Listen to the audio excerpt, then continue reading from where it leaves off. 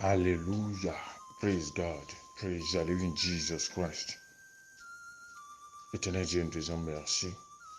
Père, nous te glorifions. Papa, nous te célébrons. Adonai, nous te célébrons. Père, nous te magnifions. Reçois honneur, gloire, adoration au siècle des siècles. Au nom de Jésus-Christ. Au nom puissant de Jésus, nous allons prier. Agbára Èṣù dà níbi tí Jésù bá ń jọba. Agbára Èṣù dà kò sí o. Ó ti wó. Agbára Èṣù dà níbi tí Jésù gbé ń jọba. Agbára Èṣù dà kò sí o. Ó ti wó. Kò sí o. Ó ti wó. Kò sí o. Ó ti wó. Agbára Èṣù dà níbi tí Jésù bá ń jọba. Agbára Èṣù dà kò sí o. Ó ti wó. Alléluia. Praise God. Praise the living Jesus Christ. Vous êtes bénis au nom de notre Seigneur Jésus. Oui, l'Esprit de Dieu a voulu que je chante cette chanson qui, d'une façon ou d'une autre, s'inscrit dans le nouveau thème. Oui. Aujourd'hui, à partir de ce jour, nous allons explorer, bien entendu, un nouveau sujet. Secret pour découvrir sa destinée et l'accomplir. Secret pour faire quoi? Pour découvrir sa destinée et l'accomplir. Secret pour découvrir sa destinée et l'accomplir. La chanson dit où se trouve la puissance de Satan lorsque Jésus-Christ règne. Et la réponse est ceci. Une telle puissance est inexistence, nulle et de nul effet. Oui, lorsque Jésus règne, la puissance de Satan est nulle et de nul effet. Vous savez pourquoi Satan semble si puissant, si fort aujourd'hui? C'est tout simplement parce que l'humanité entière marche dans l'obscurité. La Bible déclare que mon peuple périt faute de vision. Alléluia. La Bible déclare que lorsqu'un peuple n'a pas de vision, oui, ce peuple est sans frein. Et lorsque vous marchez à côté d'un être intelligent comme Satan, alors là, qu'est-ce qui se passe lorsque vous n'avez pas de vision et vous trouvez une vision? Et la finalité de cette vision, c'est de détruire, c'est de tuer et de voler. Donc, nous sommes dans une situation catastrophique aujourd'hui parce que nous sommes éloignés du plan. Oui, Adam a été créé dès le commencement pour accomplir un plan. Et ses descendants devraient découvrir leur plan. N'oubliez pas que quand il a été façonné dans le jardin d'Éden, une mission lui a été donnée. Il dit de cultiver la terre et de l'entretenir. Alléluia. Donc les descendants aussi devraient avoir leur mission spécifique. Donc Adam avait une mission spécifique et les descendants devraient avoir une mission spécifique. Adam avait une vision. Les descendants aussi devraient avoir leur vision. Alors si Satan semble puissant dans le monde, c'est tout simplement parce que après la chute, les hommes ont perdu leur vision, ont perdu le sens de la vie. Ils ne savent plus comment s'y prendre. C'est l'avantage que nous avons en Christ. Lorsque vous êtes sauvé, lorsque vous êtes né de nouveau, a priori, vous avez une vision. Vous avez une vision et vous devez vous conduire d'une certaine façon pour réussir dans la vie. Donc, Satan semble puissant tout simplement parce que les hommes ont perdu le sens de la vision pour leur propre vie. Ils ont perdu le sens du plan de Dieu pour leur vie. Alléluia. Mais parce que tu m'écoutes, et c'est la grâce que tu as, à partir d'aujourd'hui, je te conduirai dans un enseignement puissant qui te permettra de savoir pourquoi tu es ici sur la terre des vivants. Oui, après la chute, je le répète, les hommes ont perdu le sens du plan de Dieu pour leur vie et ils sont sans frein. Et les conséquences sont là dans le monde entier. Le chaos actuel est la manifestation de ce que les hommes se sont éloignés du plan de Dieu pour leur propre vie. Et alors, sont sans frein, sont allés dans un sens qui n'avait pas été prédestiné. Et l'ennemi en a profité. Mais parce que toi, tu m'écoutes, tu as la grâce, oui, de te reconnecter, bien entendu, à l'auteur des choses, afin que tu saches quelle est ta feuille de route sur le sentier de la vie. Il est dangereux de marcher, bien entendu, sur la terre des vivants sans une feuille de route précise. Nous sommes dans un monde de distraction où la télévision vous sollicite. Oui, vous êtes tenté par 1001 voyages. Vous êtes tenté, vous êtes sollicité par 1001 multinationales ou sociétés pour mener telle ou telle activité. Comment vous pourrez être intègre et savoir votre sentier dans la vie si vous n'avez pas une vision, si vous n'avez pas un repère, si vous n'avez pas une feuille de route? Si vous n'avez pas de vision, vous ne commencez pas, vous ne vivez pas, vous vivotez. Celui qui n'a pas de vision ne vive pas, il vivote. Et il sera malmené, oui, bien entendu, par les différents courants, les différents flots de la vie, parce qu'il ne sait pas exactement ce qu'il fait. L'un des avantages de la vision, c'est que ça vous épargne des distractions. Ça vous permet d'être intègre et de savoir là où vous allez. Je peux vous dire quelque chose. C'est vrai, les gens vont en Europe, vont aux États-Unis. Vous savez, pour des gens qui connaissent leur vision comme nous, on ne peut pas aller n'importe où. Non. Il se peut qu'on nous sollicite, on nous dise viens à Dubaï et s'installer à Dubaï ou tel. Non. La question c'est quel est le lien avec le plan de Dieu pour ma vie? Quel est le lien avec ma vision? Quel est le lien entre cette sollicitation et le plan, la raison d'être, ma raison d'être, la raison pour laquelle je suis en train de marcher sur la terre des vivants? Et c'est valable pour toi. Donc tu dois pouvoir dire, résumer en un seul mot ou en une seule phrase la raison pour laquelle tu es ici. C'est ce à quoi nous allons travailler au cours de cette série-ci. Hallelujah. Praise God. Praise the Lord Jesus Christ. Amen. Pour dire vrai, il y a des gens qui sont même retrouvés dans un métier qui n'est pas leur métier, tout simplement parce qu'ils n'ont pas une vision. Amen. Donc aujourd'hui, nous allons commencer par travailler pour que tu puisses découvrir ta vision. À l'issue de cette série, tu dois pouvoir être en mesure de nous dire, en tout cas, tu dois commencer par travailler dans le sens de la connaissance de ta vision. Tu dois pouvoir nous dire à peu près ce pourquoi tu es ici sur la terre des vivants. Alléluia. Parce que si vous ne découvrez pas votre vision, vous êtes alors une pète. Celui qui ne découvre pas sa vision est une pète.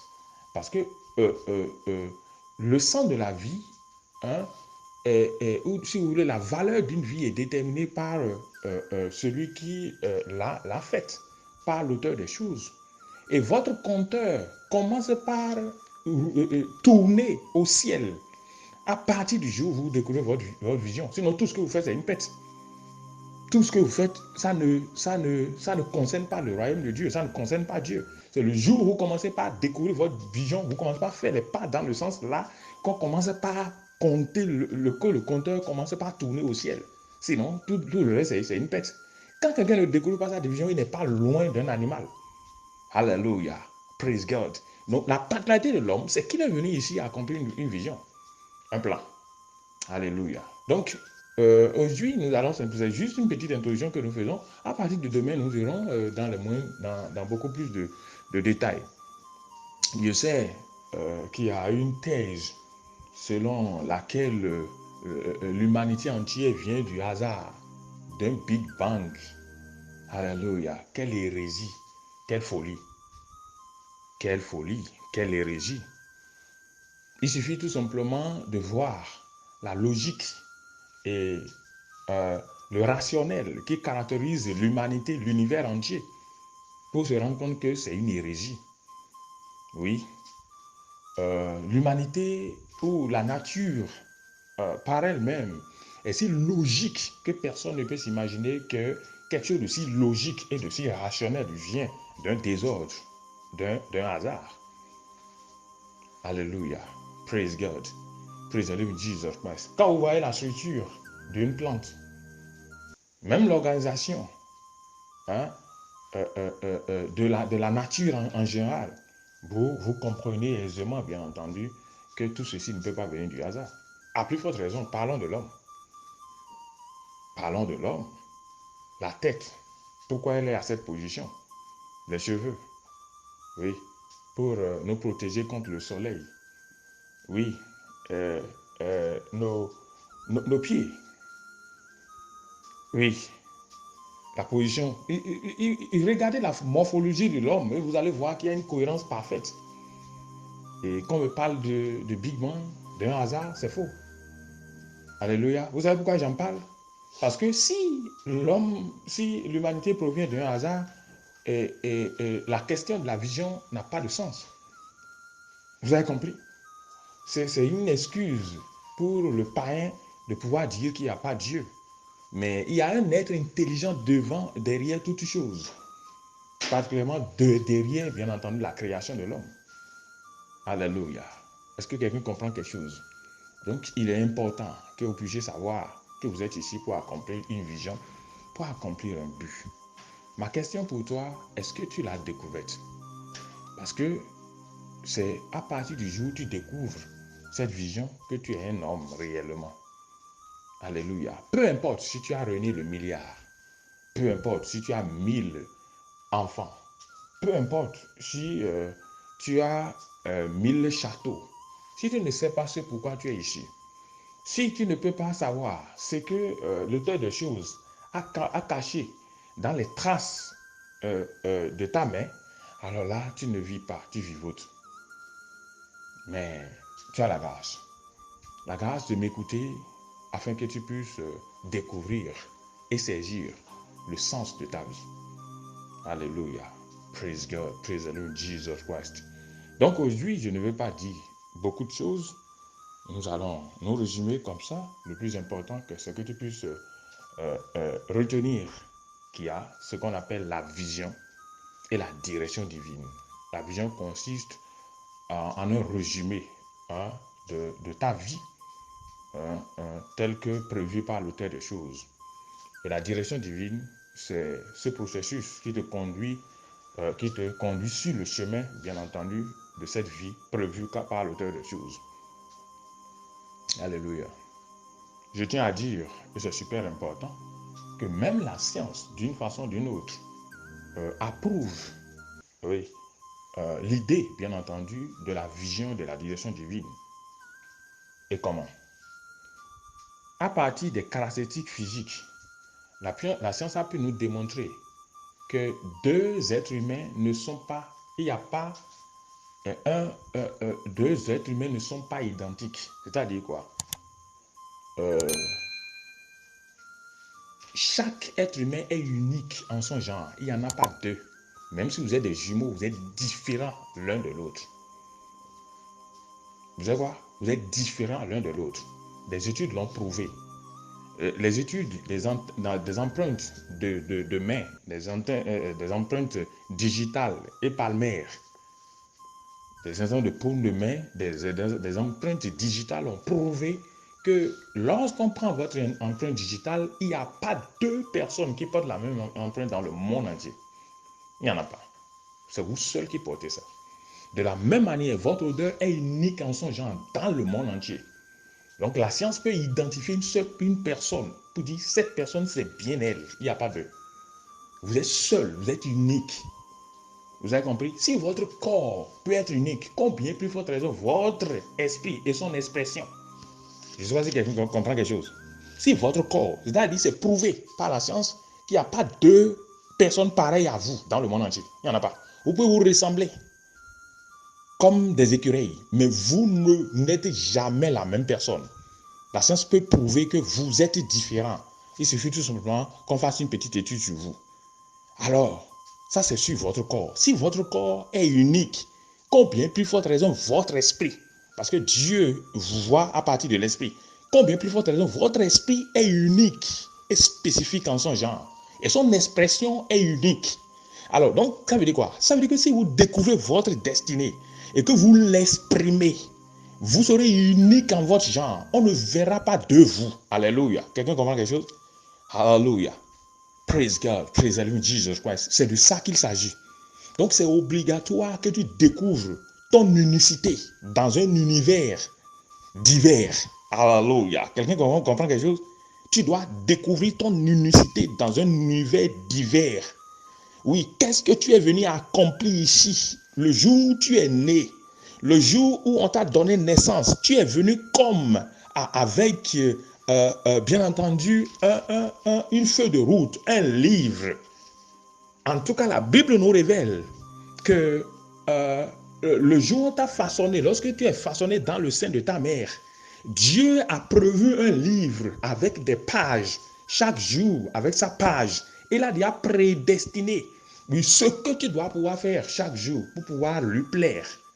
Tout ce que tu fais, oui, hors de ce plan, est une futilité, est une perte de temps. En tout cas, ce n'est pas pris en compte dans la balance de l'éternité. Alléluia. Est-ce que Dieu te donnera la grâce et la sagesse de savoir qu'est-ce que tu feras pour peser sur la balance de l'éternité? Ce que tu feras doit s'inscrire dans ta vision. Alléluia. Mais je prie pour toi, que toi, tu ne sois pas une pète pour celui qui t'a envoyé sur la terre des vivants. Tu n'es pas ici par hasard. Tu n'es pas issu d'un Big Bang. Tu es issu, oui, bien entendu, de l'intelligence suprême d'un être, de l'être suprême. Oui, de l'éternel Dieu.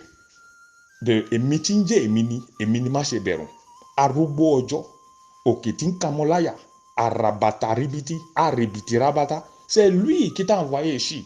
Pas, tu n'es pas issu d'un hasard. Alléluia. Je vais prier pour toi. Oui, qu'à partir de ce jour, que tu puisses découvrir ton plan et que tu puisses marcher sur le chemin tracé pour toi dès avant la fondation du monde. Oui, ce qui a été prédestiné pour toi doit pouvoir être accompli ici. Pour ton information, Dieu ne fait rien. Pour ton information, la vie que tu vis dans le plan de Dieu a été déjà achevée. Ah, tu n'as pas compris. Je vais t'aider. Lorsque tu veux venir sur la terre des vivants, Dieu a déjà tout programmé. Il sait déjà ce que tu es venu faire. Dans le plan de Dieu, dans la tête de Dieu, tu as déjà passé tous les jours. Tu n'es venu que dérouler un plan. C'est comme un scénario. Ah, tu comprends? Le scénariste prévoit déjà ce que l'acteur viendra accomplir. Il a tout prévu. Tout ce qu'il vient faire, c'est de pouvoir dérouler ce plan. Donc, ce n'est rien de nouveau. Alléluia. Pour Dieu, ta vie est une scène. Ta vie est une scène. Et vous savez que le scénariste prévoit tout. Il a déjà tout prévu avant que les acteurs ne viennent sur le terrain. Donc, c'est exactement la même chose. Il a déjà prévu tout. Il a déjà inscrit chaque jour de ta vie dans un livre. Et il t'a envoyé juste pour dérouler le plan. C'est pourquoi la vision ne s'invente pas. La vision se découvre. Alléluia. Et la vision se concrétise. Alléluia. Donc, l'éternel Dieu est comme un scénariste. Oui, et qui met en place un dispositif pour que sur la scène qui est la terre, afin que les gens puissent jouer. Le jour où tu comprends ça, tu es dans le repos. Le jour où tu comprends ça, tu n'as plus de soucis d'argent parce que l'argent est inscrit dans ton plan. Le jour où tu comprends ça, tu ne paniques pas face aux défis de la vie parce que tu sais que toi, tu es venu dérouler un plan. Alléluia. Praise God. Et que même les situations de la vie peuvent être juste quelque chose orchestré par le scénariste pour pouvoir atteindre le but. Vous avez compris? La vie devient un jeu. Ah, tu comprends ça?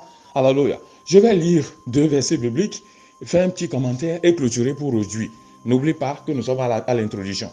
Ici, c'est une partie introductive. À partir de demain, le voyage va s'accélérer. Et ta vie ne peut jamais être la même après avoir été exposé à ces mystères au nom puissant de Jésus-Christ. Quelqu'un dit, bon, ok, pasteur, tu nous parles de vision, de direction divine. Quelle est la preuve dans les Écritures? Bon, voyons. Lisons quelques versets bibliques. Hallelujah. Praise God. Praise the living Jesus Christ. Amen. Psaume 139, à partir du verset 13. Voici ce que David dit de lui-même. Il est en train de nous dire que Dieu a tout prévu, que Dieu est comme un scénariste qui a tout prévu et que sa vie n'est que l'accomplissement d'une vision, l'accomplissement de ce qui a été déjà prévu dans le livre de Dieu avant que lui ne soit ici. Écoute, il dit, Psaume 139, verset 13. C'est toi qui as formé mes reins, qui m'as tenu secret dans le sein de ma mère. Je te célèbre, car je suis une créature merveilleuse. Tu as vu? Il est satisfait. Alléluia. Parce que pourquoi? Parce qu'il a jeté un coup d'œil dans le livre. Il sait qu'il y a un être intelligent qui l'a façonné et qui a tout prévu avant qu'il ne soit ici. Donc, il n'est pas surprenant qu'il dise que je suis une créature merveilleuse. Oui, alléluia. Tes œuvres sont des merveilles. Alléluia. Et mon âme le reconnaît bien. Mon corps n'était pas caché devant toi lorsque j'ai été fait en secret, tissé dans les profondeurs de la terre. Quand je n'étais qu'une masse informe, je n'étais qu'un fœtus, alléluia, tes yeux me voyaient. Et sur ton livre étaient tous inscrits les jours qui étaient fixés, alléluia, avant qu'aucun d'eux n'existe. Est-ce que quelqu'un comprend quelque chose?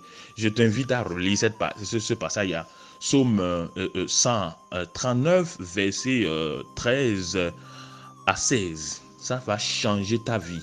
Il y a un livre, oui, dans lequel tous tes jours avaient été déjà inscrits avant que tu ne sois ici.